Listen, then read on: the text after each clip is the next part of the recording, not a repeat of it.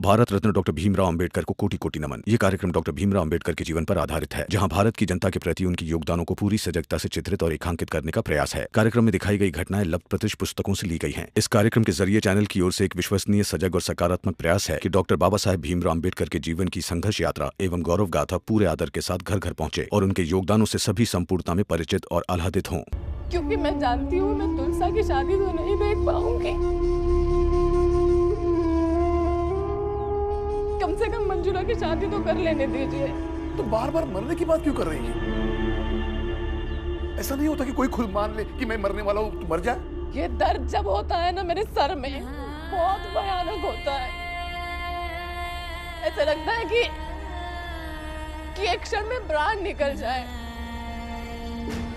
शौक नहीं है मुझे मरने का और मरने की बातें करने का, लेकिन अब दर्द हद से बाहर गुजर चुका है, बर्दाश्त नहीं होता मुझसे।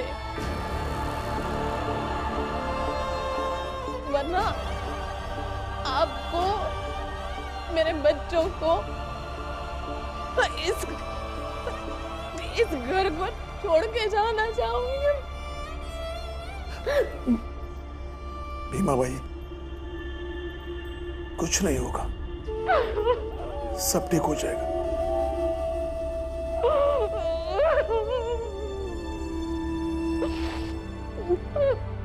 आई, बाबा, बाबा।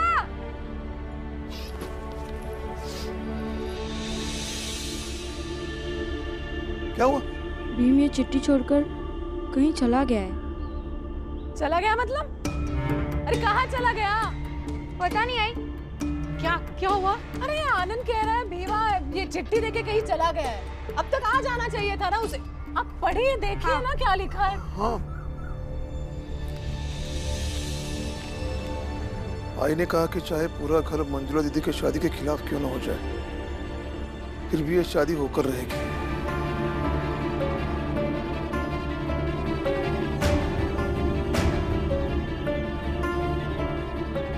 लेकिन मैं शादी के खिलाफ रहते हुए भी इस शादी में शामिल नहीं हो सकता,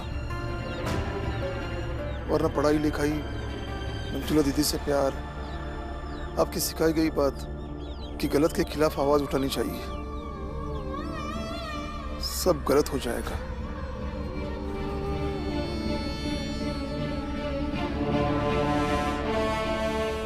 ये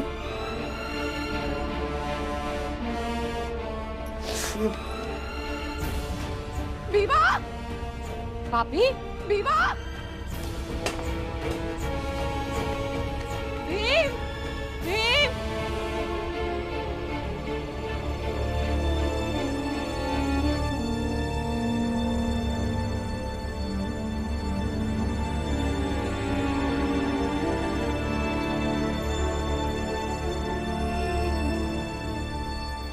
दीदी को प्यार करता है, दिखाने के लिए दीदी को छोड़ के चले गए।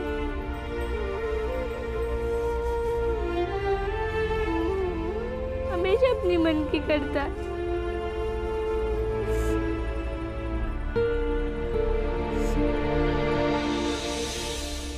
लड़की के माँ बाप से बात कर ली है हमने, वो लोग शादी के लिए तैयार हैं। चलो अच्छी बात है, वो लोग शादी के लिए तैयार हैं, लेकिन शादी की बात के साथ साथ लेन देन की तो बात कर ली है ना। बाद में कोई झंझट नहीं चाहिए। उसमें कुछ भी कमी नहीं होगी जो तय हुआ है। अरे मैं बात कर रहा हूं ना, घर की मुखिया तुम हो कि मैं हूं? देख रहे हैं, बस एक ही बेटा बचा है। अब बड़े बेटे की शादी में जो अरमान पूरा नहीं कर पाई, वो छोटे बेटे की शादी में करना चाहती है। आप एक बार हाँ कह दीजिए। लेन देन का क्या है, दो सामान उधर, दो सामान इधर, दोनों परिवार है तो एक ही ना। ना ना, दो सामान उधर, दो सामान इधर, बल्कि गिन के सारा सामान मेरे आंखों के सामने होना चाहिए, वरना मैं बारात मंडप से लौटा लूंगा। आप उसकी चिंता बिल्कुल मत कीजिए, सब आपके हिसाब से तय होगा। आप बस दिन और तारीख तय कर दीजिए।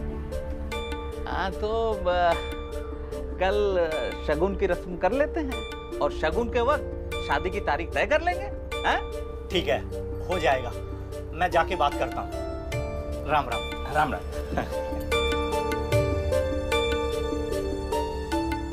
लो, हो गई तुम्हारे बेटे की शादी तय।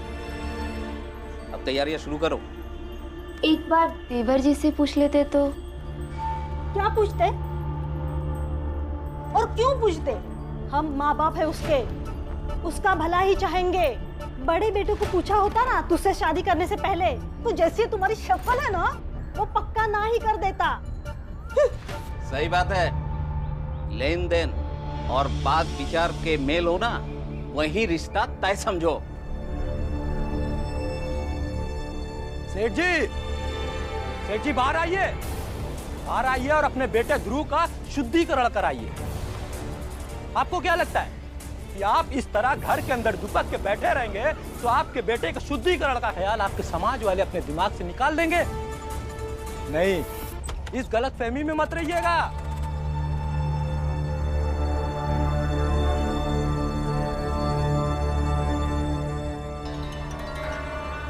देख पुरंजन, मैं अच्छे से जानता हूं कि तू मेरा हितैषी नहीं है, लेकिन मैं तेरी चाल को समझ गया। तू मुझे और मेरे बेटे को छोटी जात में शामिल करना चाहता है, लेकिन तू मेरा कुछ नहीं बिगाड़ पाएगा, क्योंकि मैं अपने बेटे का शुद्धिकरण इन गांव वालों के सामने करवाऊंगा, और अगर वो नहीं माना तो जबरन करवाऊंगा, लेकिन तेरी मंशा पूरी नहीं होने दूंगा। नहीं सेठ जी, बिल्कुल भी नहीं। मेरी मंशा किसी को कुछ साबित करने की हो ही नहीं सकती। मैं तो बस आपके वर्तमान परिस्थिति को उदाहरण बनाकर आपके सामने पेश करना चाहता हूं कि समाज में बहिष्कृत होने का डर भी कितना डरावना होता है। जरा सोचिए कि इस समाज में बरसों से कितने लोग बहिष्कृत हो चुके हैं, और जरा ये भी सोचिए कि आप अपने बेटे का शुद्धिकरण क्यों कराना चाहते हैं? क्योंकि आप डरते हैं। आप डरते इस बात से कि कहीं आपके समाज वाले आपके बेटे ध्रुव को अपने ही समाज से बेदखल ना कर दें। आपका ये सब सोचना एक बच्चे के प्रति बिल्कुल जायज है। तो आप ये क्यों नहीं समझते कि राम जी का भी सोचना अपने बच्चे के प्रति बिल्कुल जायज है? ऐसा है पुरंजन, तू मुझे मत समझा कि मुझे क्या करना चाहिए और क्या नहीं। और रही बात मेरे और मेरे बेटे को समाज से बहिष्कृत करने की, तो तू क्या, तेरे जैसे 4-5 मिल के भी मेरा कुछ नहीं बिगाड़ सकते। तुम दोनों ने भीम को कहीं देखा? क्या हुआ क्या? पता नहीं, स्कूल से अचानक कहीं भाग गया। मुझे लगा कि शायद ध्रुव के पास हो या ध्रुव को कुछ पता हो।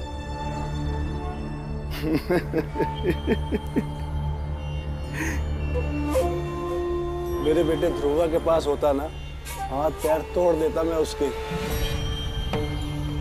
पुरंजन इधर तो नहीं आया ना? नहीं, इधर नहीं आया है। राम जी,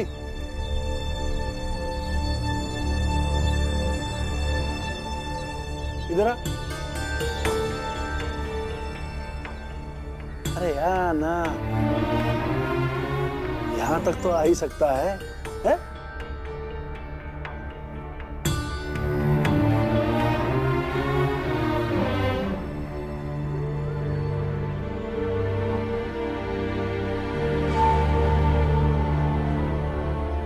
राम जी, एक बात बता, तेरे खानदान में दिक्कत है क्या? है? पहले बड़ा बेटा बाला भाग गया, फिर छोटा बेटा भीम भाग गया। ख्याल रखना कहीं तेरी बेटियां भी ना भाग जाए।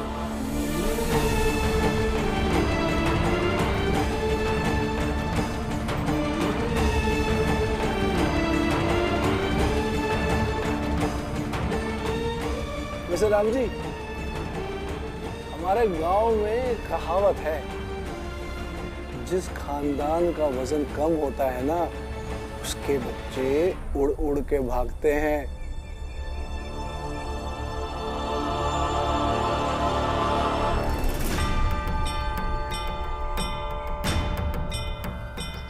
सेठ जी, मेरा बाप फौज का बड़ा अधिकारी, मेरा ससुर फौज का बड़ा अधिकारी, और मैं खुद रिटायर्ड सूबेदार रामजी सकपाल, और मेरा बेटा भीम, जिसकी काबिलियत ये गांव न जाने कितनी बार देख चुका है। तो ये रही मेरे खानदान की बात। अब आप अपने खानदान के बारे में सोचिए और खुद ही फैसला कीजिए कि क्या है आपका खानदान।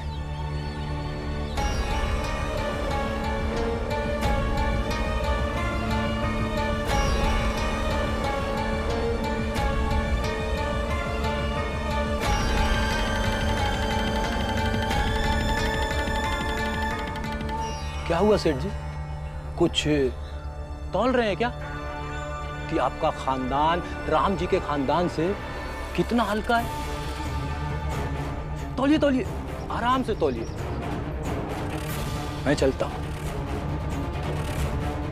अपना ख्याल रखिए।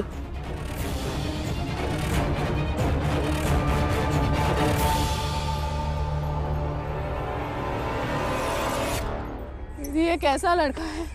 मिल गया? बताइए ना, मिला? मैं स्टेशन जाके देखती हूँ, रेलगाड़ी से कहीं गया होगा तो मिल जाएगा, मैं ढूंढ के लाती हूँ। अरे तुम उसे कहाँ ढूंढोगी? पता नहीं कहाँ चला गया है, आसपास कहीं नहीं है।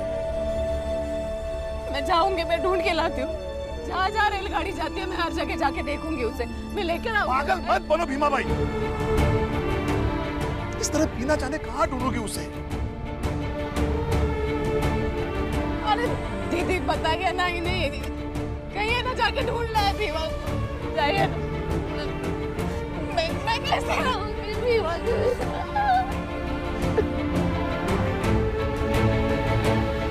भीमा भाई, मैं कुछ सोचता हूँ, हमारा भीम जहाँ कहीं भी गया होगा उसे हम ढूंढ के लाएंगे।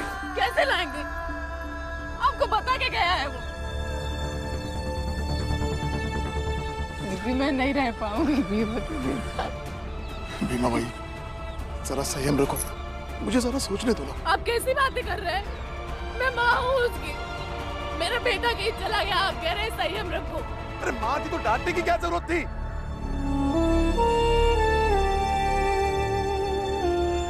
जब वो कह रहा था कि मंजुला की शादी नहीं होनी चाहिए, तो उसे सब रुका जवाब देने की क्या जरूरत थी?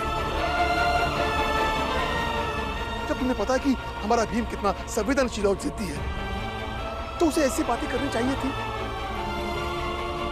इतनी समझ नहीं है तुम्हें। भाई तुम थोड़ा शांत रहो, मुझे सोचने तो क्या करना है। आप दोनों बहस करना छोड़ो और भीम को ढूंढो पहले। अरे आप लोग यहाँ? चलो अच्छा है, मैं शादी की बातचीत कर आया, सब तय हो गया है।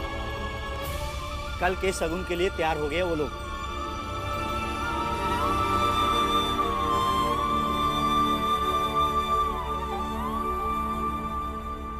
दामाद जी, ये शादी रोक देते हैं, बाद में देखेंगे ना क्या और कैसे करना है।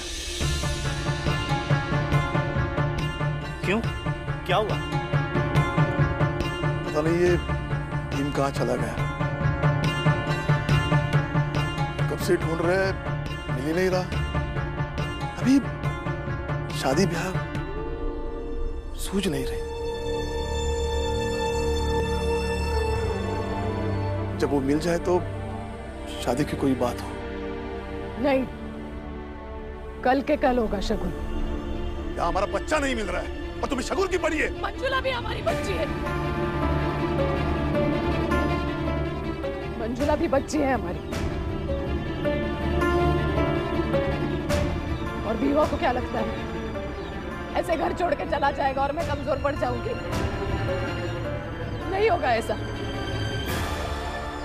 बीवा तू हर बार अपनी जिद मनवाने के लिए ऐसे ही कुछ करता है और हमेशा जीत जाता है, लेकिन इस बार तू हारेगा, सुन ले।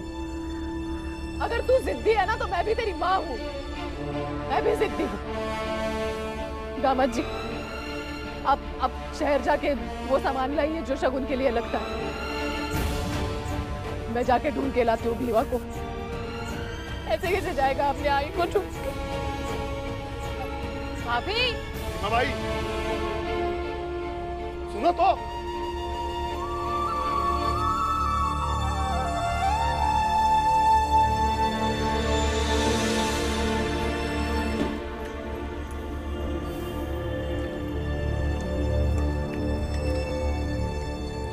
हाँ बताओ, कैसी रही आज की दुकानदारी? नए जूते के 4 जोड़ी बिके हैं। दुकान खोल के सो रहे थे क्या? नहीं बाबूजी, ऐसी बात नहीं है। मैं दिन भर दुकान से हटा भी नहीं।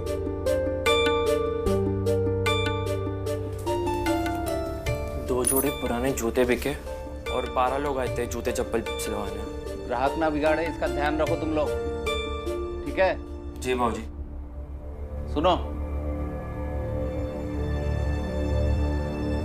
तुम्हारी शादी तय की है मैंने। कल शाम को शगुन है, दोपहर को दुकान से जल्दी आ जाना, ठीक है? बाबूजी आप चिंता मत कीजिए, मैं से ले आऊंगा। तुम्हारा शगुन है, तुम दुकान संभालना, वो अकेला ही आ जाएगा। अब अंदर जाओ, हाथ मुंह धो लो। ये लेके जाओ।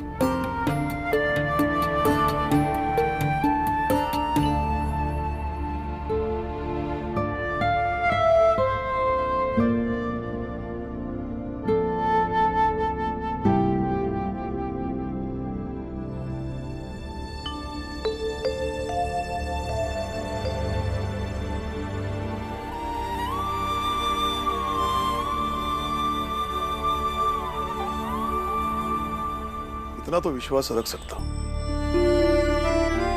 कि भीम जहां कहीं भी होगा ठीक ही होगा। उसमें इतनी बुद्धि है कि वो अपना ख्याल रख सकता है।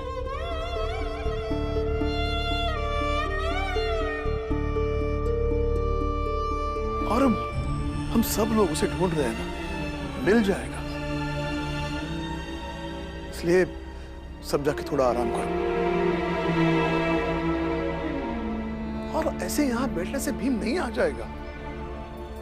सही कह रहे हो। चलो बच्चों, चलो सोने चलो। हाँ दीदी, मंजुला को सुला देना ठीक से। अगर ठीक से नहीं सोएगी तो आंखें सूजी सूजी दिखेगी ना। सुबह उसे तैयार भी करना है ना।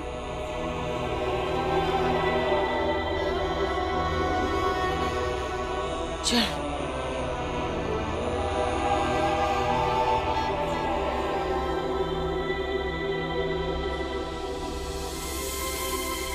आप दोनों भी जाके सो जाइए। और तुम? बैठूंगी यहाँ थोड़ी देर।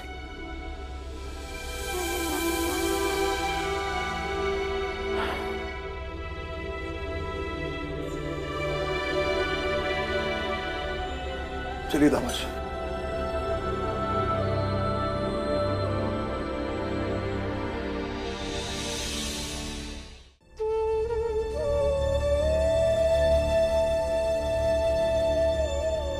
हमें किसी बैरिस्टर से नहीं मिलना है, कोई केस मुकदमा नहीं लड़ना है हमें, समझे? आई, मैं अपने बाबा को छुड़वाने के लिए लड़ूंगा, किसी के सामने गिड़गिड़ाऊंगा नहीं।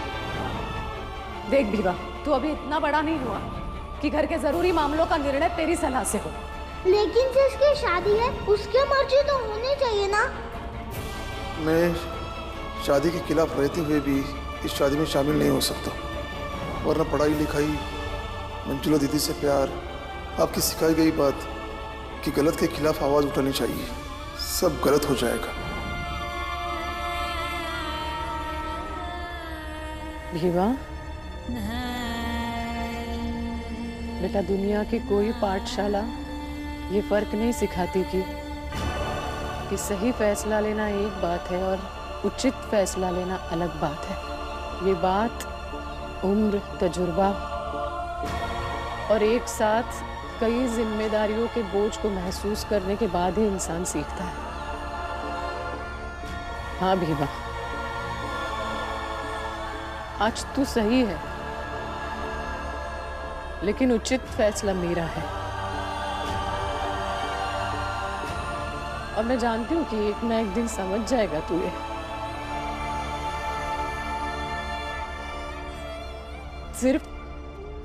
सिर्फ मेरे जीते जी समझ पाएगा तो मंजुला की शादी के फैसले के लिए अपनी माँ को माफ कर पाएगा। अगर मेरे मरने के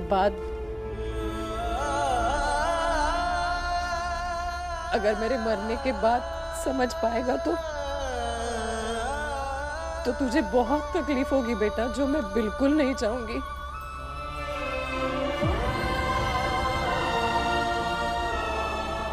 भीमा, लौट के आ जा।